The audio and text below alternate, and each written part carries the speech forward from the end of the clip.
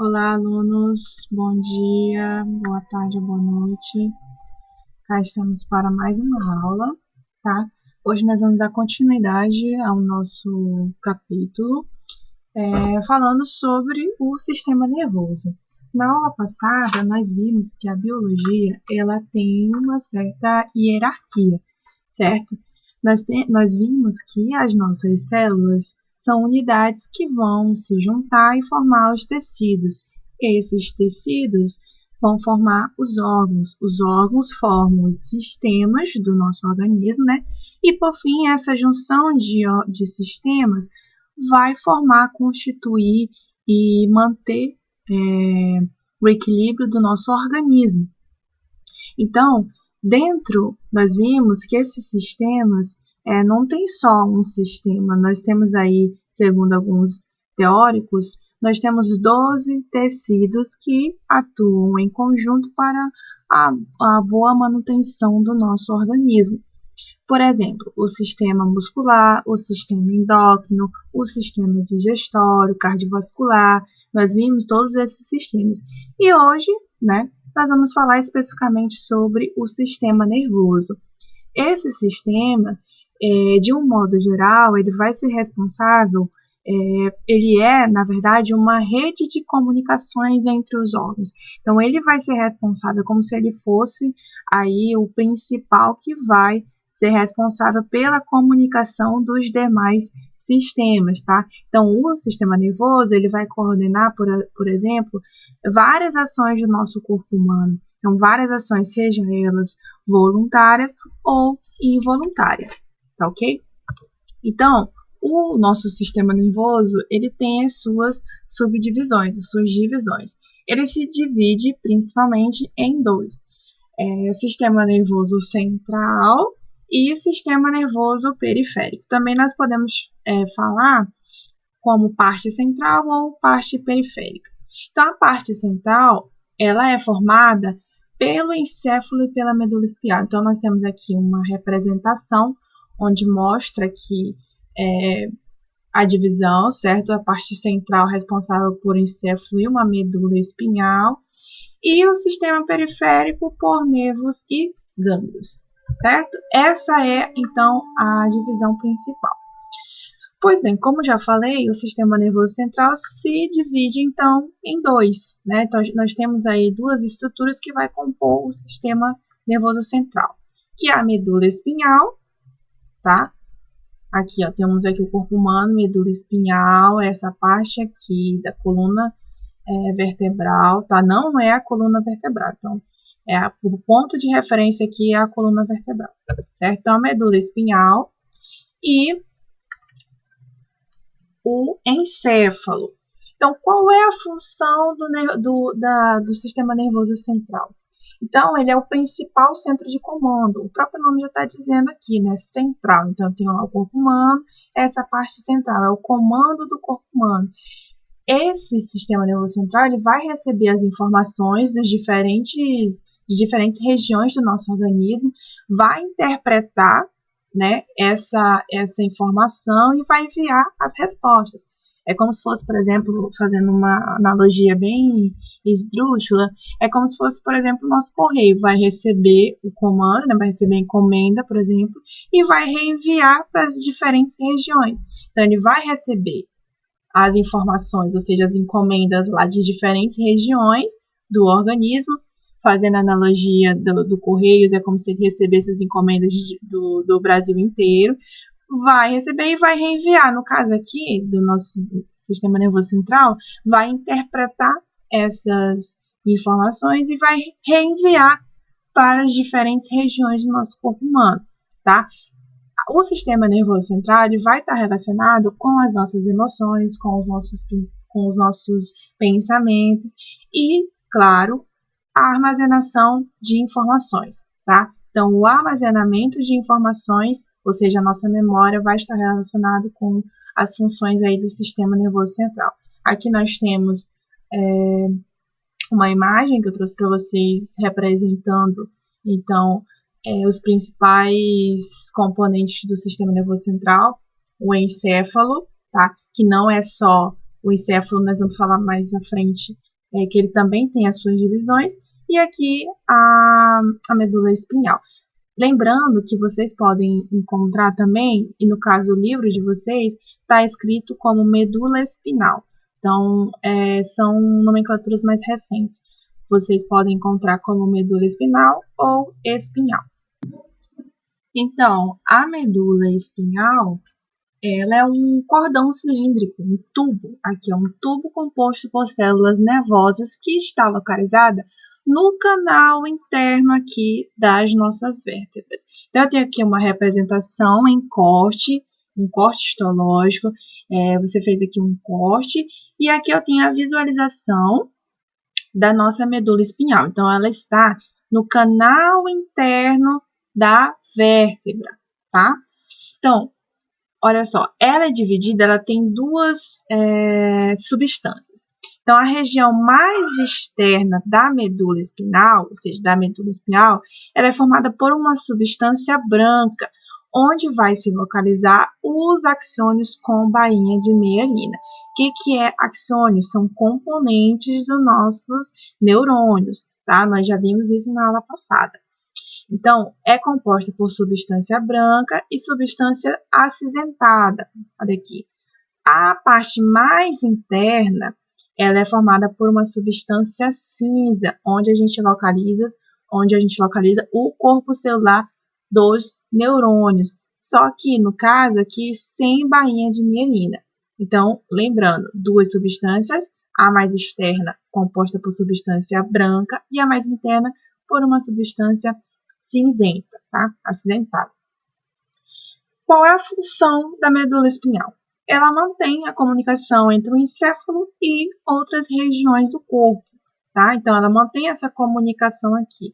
Ela vai receber determinados estímulos do ambiente e transmitir através de impulsos, tá? O nosso encéfalo, outro componente do nosso sistema nervoso central. Ele é protegido pelo crânio, tá? Ele é protegido aqui pelo crânio e é dividido em telencéfalo, mais conhecido como cérebro, cerebelo, tronco encefálico, tá? E o diencéfalo. Dentro do diencéfalo, nós temos ainda umas subdivisões. Nós temos o tálamo, hipotálamo e glândula pineal. Lá na apostila de vocês, nós temos mais detalhado como é que é essa formação aqui do encéfalo. Olha só. O encéfalo, mais conhecido, formado pelo cérebro. Só que o nome mais científico, vamos dizer assim, que nós falamos, é telencéfalo. Então, ele é popularmente chamado por cérebro. Ele é envolvido no processamento das informações sensoriais e controla os movimentos do músculo esquelético. Essa região aqui, ó, ela também está relacionada com a memória e a inteligência, as emoções, a capacidade de ler e escrever. Então, todo o processo cognitivo está relacionado com o nosso cérebro, tá? Com o telencéfalo. Depois, o diencéfalo aqui, ó, como eu falei para vocês, outra divisão aqui do nosso encéfalo, dividido por tálamo, hipotálamo e glândula pineal. O tálamo, ele vai receber e transmitir os impulsos nervosos vindos de diferentes regiões. Onde é que está o tálamo? Bem aqui, ó. Nós temos lá o telencéfalo, tá? O telencéfalo, que é popularmente conhecido como nosso cérebro. Nós vamos ter aqui o diencéfalo, que é subdividido em tálamo. Vai receber e transmitir os impulsos nervosos vindos de diferentes regiões do nosso corpo. Vai também auxiliar na manutenção da consciência. E o hipotálamo, bem posterior ao tálamo. Ele vai atuar em quê? Na regulação de importantes processos do nosso corpo, como, por exemplo, o deslocamento de alimentos do sistema digestório, a contração da bexiga urinária e os batimentos cardíacos. Isso aqui mais lá na frente nós vamos ver que é movimentos involuntários, tá? controla a fome, a saciedade, a sede, atua também no controle da temperatura corporal. Tudo isso aqui são funções do nosso hipotálamo. Importantíssimos, lá na frente a gente vai ver que isso aqui são funções involuntárias que o nosso sistema periférico acaba atuando. E, por fim, aqui, bem aqui, ó, nessa glândulazinha, é a chamada de glândula pineal. Produz o hormônio melatonina, que está relacionado ao nosso sono, tá? Depois nós temos o tronco encefálico, que também tem as suas subdivisões. Depois vocês deem uma lidinha direitinho. O quinto aqui, o cerebelo, importantíssimo também. Ele participa no quê? Na coordenação dos movimentos, ajuda a manter a postura e o equilíbrio do nosso corpo humano e outras importâncias, tá? Pois bem, dando continuidade aqui. Lembrando, qual é a composição da nossa parte central do sistema nervoso? Encéfalo e medula espinhal. O encéfalo tem as suas subdivisões. Dela, encéfalo, também conhecido como cérebro, cerebelo, o tronco encefálico, que também tem as suas subdivisões. O tronco encefálico está bem aqui relacionado já à parte da coluna vertebral. O diencéfalo, que é o tálamo, hipotálamo e a glândula pineal, ok? Nós temos ainda outra divisão, lembrando, divisão principal do sistema nervoso, central e periférico. Já falamos sobre o central e agora nós vamos falar sobre o sistema nervoso periférico, tá? É formado principalmente por nervos e gânglios. Onde é que ele vai atuar? Na transmissão de impulsos nervosos para diferentes órgãos do corpo e também na comunicação com o sistema nervoso central. Então, assim, ele vai atuar também na comunicação com o sistema central, com a parte central aqui. Então, ele vai ser responsável por encaminhar os impulsos nervosos até essa parte central aqui, ó. Olha as terminações nervosas que nós temos aqui, ó. Então, ele encaminha os impulsos nervosos até a parte central e reencaminha de novo as respostas aos diferentes órgãos. Então, é uma comunicação direta, ó.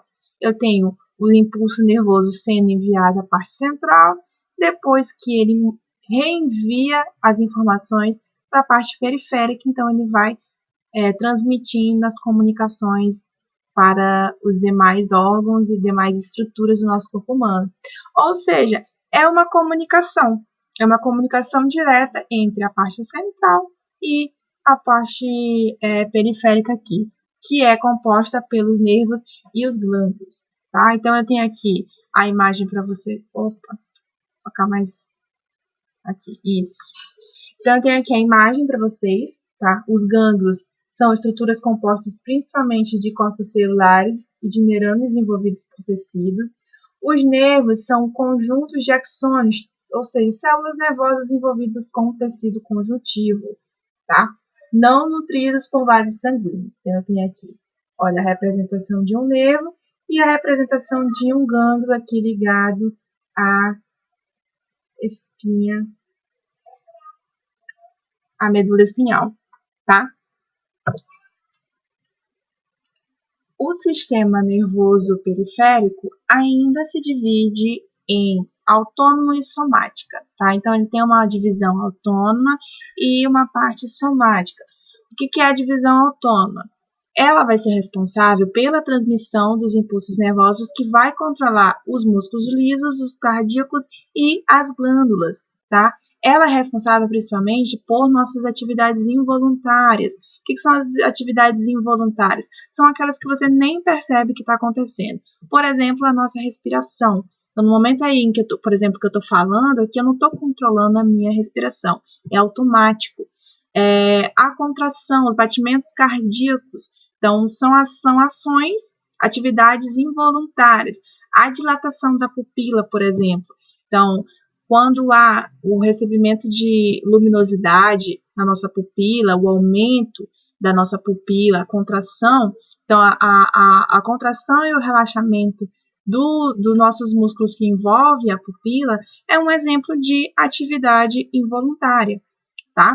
Eu tenho ainda a parte somática, que é a parte somática? Vai regular as ações que estão sob o controle da nossa vontade, ou seja, ações voluntárias.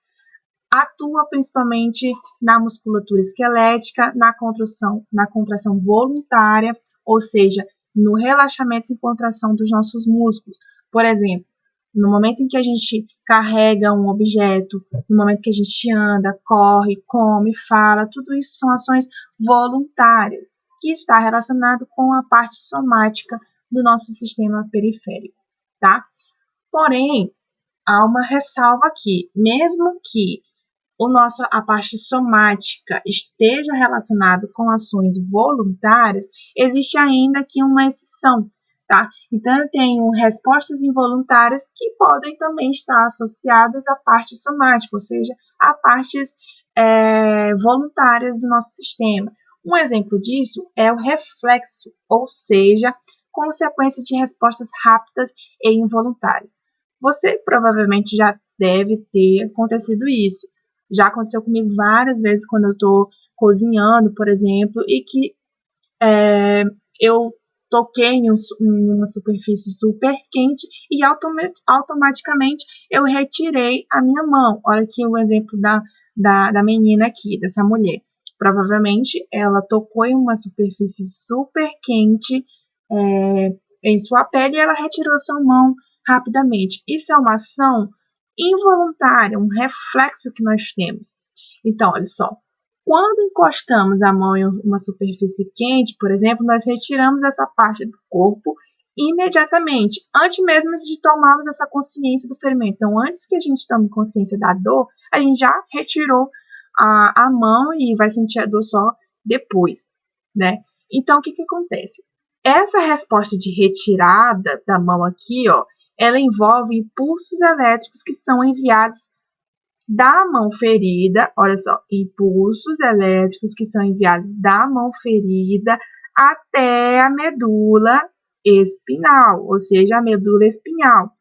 Então, quando essa medula espinhal recebeu esses impulsos elétricos, gera um outro impulso nervoso que é enviado ao membro ferido, resultando na nossa retirada aqui.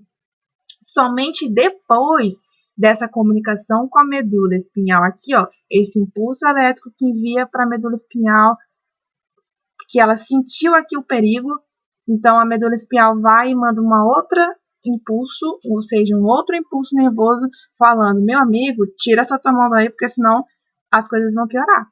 Só depois que veio essa resposta, a informação chega até o encéfalo e então nós sentimos a dor, ou seja, sentimos a consequência de toda essa ação aqui. Então percebam o quão está conectado as terminações nervosas, os nervos e os gânglios conectados com a parte central aqui do nosso sistema. Então tudo está integrado, está comunicado, o sistema, a parte central com a parte periférica. Certo?